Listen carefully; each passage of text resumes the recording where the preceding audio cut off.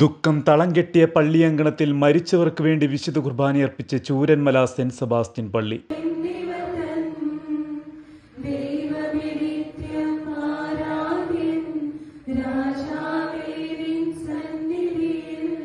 രണ്ട് നാടിനെ ഒന്നാകെ തകർത്തെറിഞ്ഞ ദുരന്തത്തിന് ശേഷം വിശുദ്ധ ബലിയർപ്പിച്ച് പ്രാർത്ഥിക്കുകയാണ് ഇടവക വികാരി ഫാദർ ജിബിൻ.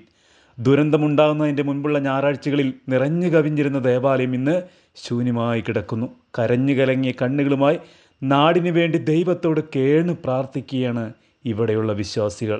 ഇന്ന് ഈ ദേവാലയത്തിൻ്റെ അകത്തളങ്ങളിൽ നിറയുന്നത് ദുഃഖഭാരത്തോടെയുള്ള പ്രാർത്ഥനകൾ മാത്രം. പള്ളിമുറ്റത്ത് സൈനിക വാഹനങ്ങളുടെ ഇരമ്പം. ദയാദാക്ഷിണ്യമില്ലാതെ ആ ഇരുണ്ട രാത്രിയിൽ മലപിളർന്നു വന്ന ദുരന്തത്തിൽ ഓടിക്കൂടിയവർക്ക് അഭയം നൽകിയതാണ് ഈ സെൻറ്റ് സെബാസ്റ്റ്യൻ പള്ളി.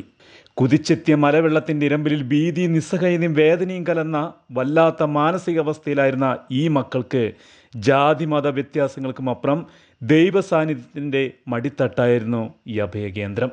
കുറച്ച് ദിവസം രക്ഷാപ്രവർത്തന ക്യാമ്പായി ഈ പള്ളി മാറി. 37 വീടുള്ള ഒരു കൊച്ചിടവകയാണ് സ്നേഹത്തിലും കാരുണ്യത്തിലും പ്രവർത്തിക്കുന്ന ഈ പള്ളി. 8 കിലോമീറ്റർ ചുറ്റളവിലാണ് ഇടവക വ്യാപിച്ച് കിടക്കുന്നത്. ഈ ഇടവകയിൽപ്പെട്ട 4 കുടുംബങ്ങൾ ഭാഗികമായും 5 വീടുകൾ പൂർണ്ണമായും തകർന്നു. ഒറ്റ രാത്രി കൊണ്ട് എല്ലാം നഷ്ടപ്പെട്ടവർക്ക് വേണ്ടിയാണ് ഇനിയുള്ള ഇവരുടെ പ്രാർത്ഥനകൾ.